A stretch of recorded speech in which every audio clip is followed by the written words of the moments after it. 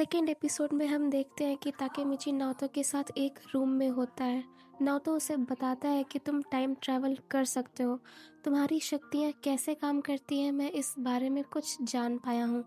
तुम वक्त में ठीक 12 साल पहले पीछे जा सकते हो और यही तुम्हारी सबसे बड़ी ताकत है। नाओतो उससे टोक्यो माची गैंग के बारे में सभी डिटेल्स याद करने को कहता है और उसे बताता है कि टोक्यो माची गैंग के क्राइम्स जो मीडिया तक नहीं पहुंचे हैं, उसके एक सीनियर ने ये सब जानकारी हासिल की थी, पर उसे बहुत बेरहमी से मार दिया गया था और 6 महीने पहले ये केस उसे दे दिया गया है और माची गैंग को केसाकी टेड्डा चलाता है।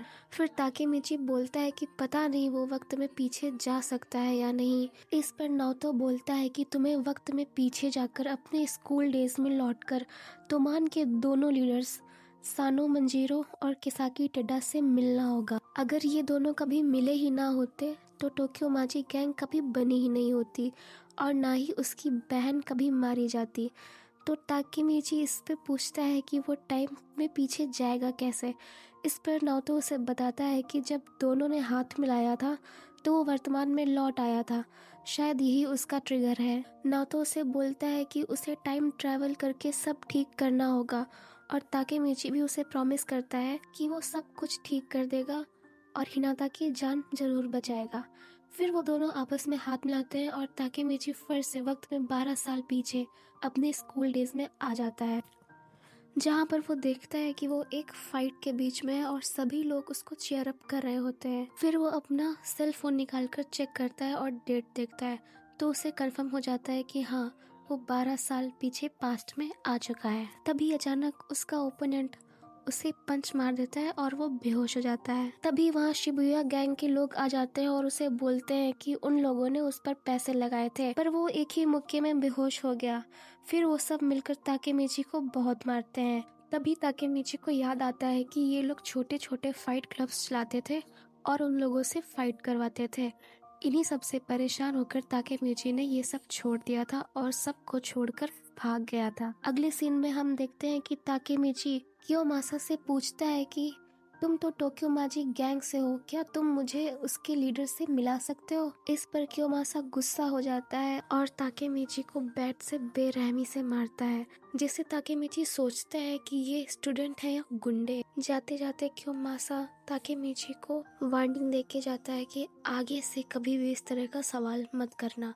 फिर हम देखते हैं कि इतना पीटने के बाद ताकेमिची की हालत बहुत खराब हो जाती है, उसे बहुत सी चोटें आई होती है और वो रोड पर जा रहा होता है और सोचता है कि वो इन सब से कैसे लड़ पाएगा। वो तो बस इनका एक गुलाम था, ये लोग तो उसे मार डालेंगे। उसे फ्यूचर में अपने घर वापस लौट जाना चाहिए। इसके लिए उसे नाओतो से मिलना पड़ेगा और हाथ मिलाना पड़ेगा। फिर वो नाओतो से मिलने का सोचकर उसके घर की ओर जाता है, पर घर पर कोई नहीं होता है। तभी वहाँ पर ताचिबाना आ जाती है और उससे पूछती है, क्या तुमने फिर से लड़ाई की है? आज तो तुम्हें बहुत चोट आई है। यहाँ पर हिनाता उससे बोलती है कि काश वो एक लड़का होती तो उसकी रक्षा करती, उसे तो कराटे भी आते हैं। फिर दोनों आपस में मिलकर बातें करने लगते हैं और ताकेमिची उसे बोलता है कि वो उसकी रक्षा करेगा। फिर वो हिनाता को बाय बोलकर वापस आने लगता है और सोचता है कि 12 साल बाद हिनाता ना उसकी गर्लफ्रेंड रहेगी और यहाँ तक कि वो उसे कितने सालों से मिली भी नहीं होगी। नेक्स्ट सीन में हम देखते हैं कि ताकेमिची अपने स्कूल में तकुया के साथ बातें कर रहा होता है। तभी उसके फ्रेंड्स उसे बताते हैं कि आज फिर से एक फाइट मैच होने वाला है, जिसका फाइटर तकुया होगा और तकुया उनके ग्रुप में सबसे कमजोर होता है। सबके मना करने पर भी तकुया बोलता है कि नहीं, वो कल की फाइट का बदला जरूर लेगा। फिर सभी मिलकर तकुया को गुड लक बोलते हैं और बातें करने लगते हैं। फिर नेक्स्ट सीन में हम देखते हैं कि फाइट स्टार्ट होने वाली होती है। तकुया और उसका ओपोनेंट आमने सामने खड़े होते हैं और सभी लोग चीयर अप कर रहे होते हैं और चिल्ला रहे होते हैं। तभी अचानक से ताकेमिची वहाँ आ जाता है और जोर से चिल्लाता है और सभी लोग उसकी तरफ देखने लगते हैं और उसका मजाक उड़ाते हैं कि अरे ये तो वही है जो कल एक ही मुक्के में बेहोश हो गया था। तभी ताकेमिची बोलता है कि वो रोज रोज सेम मैच देखकर बोर नहीं हो गया है, वो उन्हें कुछ बेहतर दिखाना चाहता है। ये सुनकर उसके फ्रेंड्स भी शॉक हो जाते हैं कि वो कर क्या रहा है। तभी वो बोलता है कि क्या हो अगर गुलाम मालिक से लड़े, जिस पर सब उसे देखने लगते हैं कि वो कर क्या रहा है। तभी ताकेमिची क्योमासा को लड़ने के लिए चैलेंज करता है और उसको बोलता है कि अगर हिम्मत है तो लड़। ये सब सुनकर उसके फ्रेंड्स घबरा जाते हैं, पर ताकेमिची अंदर ही अंदर सोचता है कि अतीत और वर्तमान में जो भी बदलना है उसे ही बदलना है और वह इस बार हार नहीं मानेगा।